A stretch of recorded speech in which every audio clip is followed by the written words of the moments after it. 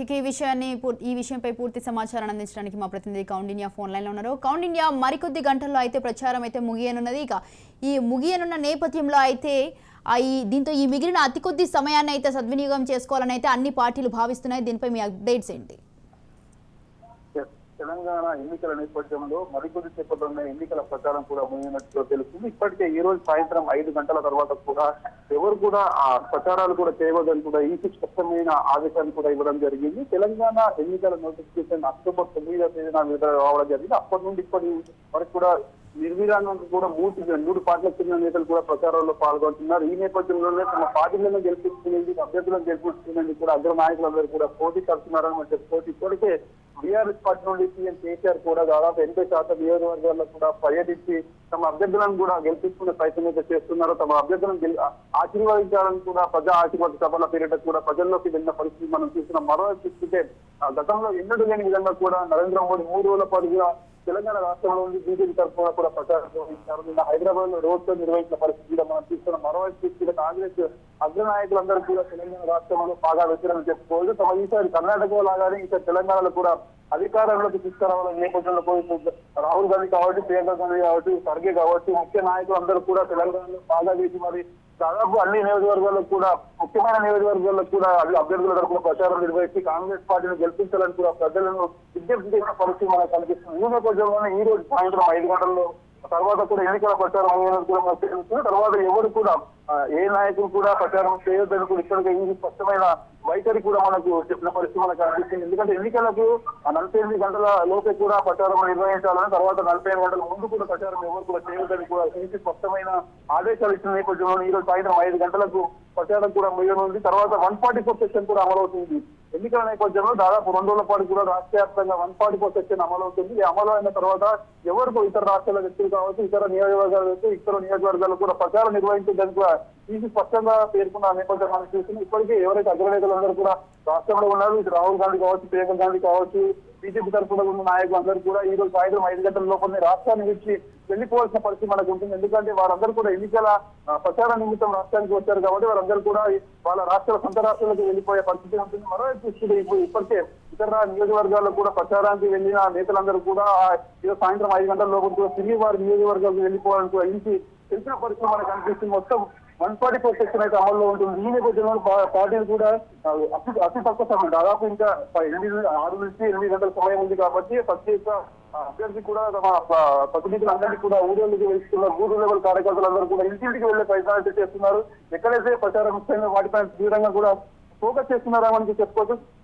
ప్రజల మధ్యకు వెళ్లి తమకు అభ్యర్థం చేస్తున్నారు, తమకు ఓటు వేయాలని తమ పార్టీని నమ్మాలని కూడా నాయకులు కోరుకున్న పరిస్థితి మనకు అనిపిస్తుంది. ఇప్పటికే బీఆర్ఎస్ కూడా తమ గత 2 సార్లు కూడా అధికారంలో ఉన్న సమయంలో ఏమేం చేస్తామో ఈసారి అధికారులకు వస్తే ఏమేం చేస్తామనే కోణంలో కూడా న్యాయం కోసం విడుదల చేసిన పరిస్థితి మనకు అనిపిస్తుంది. వాటి అన్నింటిపై కూడా ఆయా నేతలందరూ కూడా ప్రజలకు తీసుకెళ్లే ప్రయత్నం చేస్తున్నారు. మరోవైపు చూస్తుంటే కాంగ్రెస్ పార్టీ కూడా ఈసారి కర్ణాటక లాగానే తెలంగాణలో అధికారంలో రావాలని కూడా 6 గ్యారెంటీల మేనిఫెస్టో కూడా విడుదల చేయడం జరిగింది. వాటన్నింటినీ కూడా ప్రజలకు తీసుకెళ్తున్నారు. మరోవైపు చూస్తుంటే బీజేపీ కూడా బీసీ నినాదంతో ఈసారి రాష్ట్ర ప్రజల ముందు కూడా వెళ్ళడం జరిగింది. బీసీ నినాదం ఈసారి బీజేపీకి వర్కౌట్ అవుతుందా కాదని కూడా మనం వేచి చూడాల్సిన సమయం అయితే మనకు కనిపిస్తుంది. ఇంకా 48 గంటల పాటు కూడా వేచి చూడాల్సిన సమయం అయితే మనకు కనిపిస్తుంది. కాబట్టి ఇప్పటికే 144 సెక్షన్ మనకు కనిపిస్తుంది. ఈసారి మొత్తం రాష్ట్ర వ్యాప్తంగా కూడా 119 నియోజకవర్గాలు కూడా 80 జనరల్ నియోజకవర్గాలు ఉన్నాయి, 19 ఎస్టీ నియోజకవర్గాలు, 12 ఎస్టీ నియోజకవర్గాలు కూడా ఉన్నాయి. మనకి ఈసారి మొత్తం ఈసారి 3,26,00,000 మంది ఓటర్లు కూడా ఓటు హక్కును వినియోగించుకున్న పరిస్థితి మనకు కనిపిస్తుంది. దాదాపు ఈసారి మనకు కొత్త ఎలక్షన్ కమిషన్ కూడా కొత్తగా వెసులుబాటు కల్పిస్తుంది. ఎవరైతే 80 సంవత్సరాలకు పైబడిన వృద్ధులు కావచ్చు, పుట్టుకతో విచారాలు ఎవరైతే ఉన్నారో వాళ్ళందరూ కూడా ఇంటి ముందే ఓటు హక్కును వినియోగించుకునేందుకు కూడా టీఎల్డీ ఫామ్ ద్వారా కూడా చాలా మంది కూడా ఓటు వేశారు. ఇంటి ముందే ఇప్పటికే మనకు 5,60,000 మంది వృద్ధులు కూడా ఓటు హక్కును ఎలిజిబుల్ ఉన్నారు. వాళ్ళందరూ కూడా చాలా మంది కూడా ఓటు హక్కును వినియోగించుకోవాలని చెప్పుకోవచ్చు. మరోవైపు తీసుకున్న 4,40,000 మంది కూడా ఎవరైతే 80 సంవత్సరాలు పైబడిన ఓటు హక్కును వినియోగిస్తున్న పరిస్థితి మనకు కనిపిస్తుంది. కొత్తగా కూడా 8,60,40,000 మంది కూడా కొత్త ఓటర్లు కూడా నమోదు చేస్తున్నారు. ఇందులో ముఖ్యంగా 18 నుండి 19 సంవత్సరం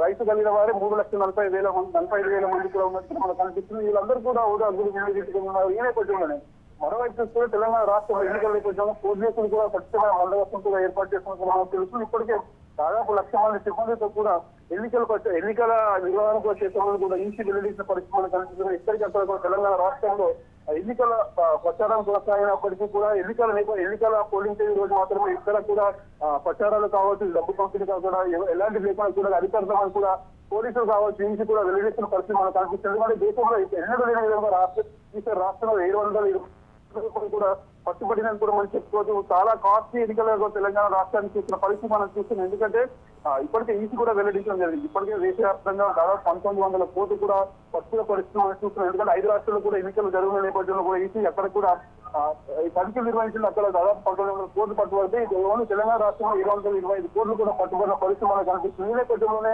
ఎక్కడికక్కడ కూడా డబ్బుని మధ్యాహ్నం కూడా అరికట్టేందుకు అన్ని ప్రయత్నాలు చేస్తున్నారు. ఇప్పటి వరకు ఎన్నికల కూడా అమల్లోకి వచ్చిన ఇప్పటి వరకు కూడా దాదాపు పోలీసులు చేసిన తనిఖీలో 290 కోట్ల నగదు పట్టుబడినట్టు మనం చెప్పుకోవచ్చు. 120 కోట్ల మద్యం బాటిల్లు కావచ్చు, మద్యం సంబంధించిన అన్ని కూడా పట్టుబడినట్టు చెప్పుకోవచ్చు. 39 కోట్ల విలువ చేసే గంజాయి కావచ్చు, కొకైన్ లాంటి పదార్థాలు కూడా పట్టుబడ్డే అనుకోమని చెప్పుకోవచ్చు. 186 కోట్ల విలువ చేసే బంగారు ఆభరణాలు కావచ్చు, వెండి ఆభరణాలు లాంటి విలువైన వస్తువులను కూడా పోలీసులు పట్టుకున్నారు. అదేవిధంగా 83 కోట్ల విలువ చేసే టికెట్లు కావచ్చు, టిక్కర్లు కావచ్చు, ఏ విధమైన వాహనాలు కావచ్చు, ఇవన్నీ కూడా పోలీసులు పట్టుబడి తీసేసే పరిస్థితి కనిపిస్తున్నారు. వీరందరూ కూడా ఎవరైతే ప్రలోభ పెట్టడానికి ఎన్ని ప్రయత్నాలు చేస్తూ వాళ్ళని కూడా ఈసీ ఎప్పటికప్పుడు కూడా ప్రయత్నాలు చేస్తూనే ఉంది. ఈ నేపథ్యంలోనే దాదాపు 48 గంటల ముఖ్యం కాబట్టి భారీ ఎత్తున కూడా డబ్బులు పలిచే అవకాశం ఉంటుంది. కాబట్టి ఎక్కడికక్కడ కూడా అధికారులు ఇంటెలిజెన్స్ రిపోర్ట్ ద్వారా కూడా వాళ్ళందరూ కూడా పట్టుకునే పరిస్థితి మనకు కనిపిస్తుంది. మరోవైపు కూడా తెలంగాణ రాష్ట్రంలో ఈసారి 5 రైట్స్ భారీ ఎత్తున జరిగాయని కూడా మనం చెప్పుకోవచ్చు. టీఆర్ఎస్ నాయకులు కావచ్చు,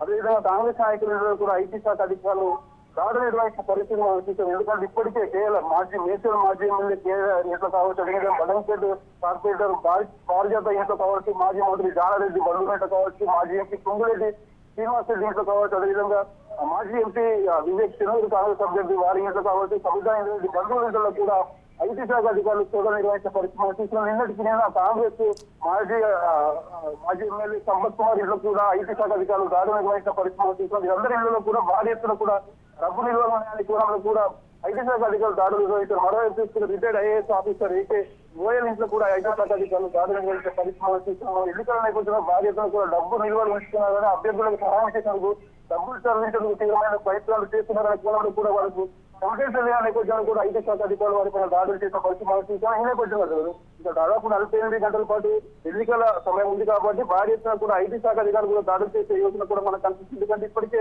ఈ 2 రోజుల్లో మా చిన్న భారీ ఎత్తున కూడా డబ్బులు పోతాయి కాబట్టి పోలీసులు సంస్థలు కావచ్చు, ఐటీ శాఖ అధికారులు కావచ్చు, మధ్యాహ్నం కావచ్చు, ఇవన్నీ కూడా పోయే అవకాశం ఉంది కాబట్టి వాళ్ళకి అన్నింటినీ కూడా అధికారులు ప్రయత్నం అయితే పోలీసులు చేసిన కూడా మనం చెప్పుకోవచ్చు. ఈ నేపథ్యంలో తెలంగాణ రాష్ట్రంలో ఎన్నికల నేపథ్యంలో కూడా ప్రచారాలు ఈ రోజు సాయంత్రం 5 గంటలతో ముగియనున్నాయి. ఇప్పటికే అధినేతలందరూ కూడా ప్రచారాల్లో కూడా ముగిపోయారని చెప్పుకోవచ్చు. ఇక్కడికైతే సీఎం కేసీఆర్ కావచ్చు, అమిత్ షా కావచ్చు, అదేవిధంగా రాహుల్ గాంధీ లాంటి అధినేతలందరూ కూడా ప్రజల్లోకి వెళ్లి తమ మేనిఫెస్టోను కూడా ప్రజల ముందు ఉంచారు. ఈ నేపథ్యంలో ప్రజలు ఎవరు వైపు ఉంటారు అనేది మనము ఈ నెల 30 తారీఖు ఎన్నికలు జరుగుతాయి. 3వ తారీఖు ఎన్నికల రిజల్ట్ వచ్చే వరకు కూడా వేచి కూడా ఉందని చెప్పుకోవచ్చు. అప్పటి వరకు కూడా తెలంగాణ రాష్ట్రంలో ఈ 2 రోజుల పాటు 144 చర్చలు ఉంటుంది. ఎన్నికల పోలింగ్ సమయంలో కూడా ఈసారి ప్రత్యేకంగా కూడా అదనపు బలగాలు కూడా రాష్ట్రానికి ఇవ్వడం జరిగింది. దాదాపు 30,000 మంది అదనపు బలగాలు కూడా రాష్ట్రానికి వచ్చినట్టు కూడా ఎన్నికల అధికారులు చెప్పిన పరిస్థితి మనకు కనిపిస్తుంది. ఇప్పటికే రాష్ట్రంలో వ్యాప్తంగా 1,00,000 మంది సిబ్బందితో కూడా ఎక్కడ కూడా అవాంఛనీయ సంఘటనలు జరగకుండా కూడా అధికారులు పటిష్టమైన బందోబస్తు కూడా చేస్తున్నారని కూడా చెప్పుకోవచ్చు. ముఖ్యంగా చూసుకుంటే కొన్ని సమస్యగా నియోజకవర్గాలు కూడా తెలంగాణ రాష్ట్రంలో చెప్పుకోవచ్చు. Right thank you Kaundinya, thanks for the details.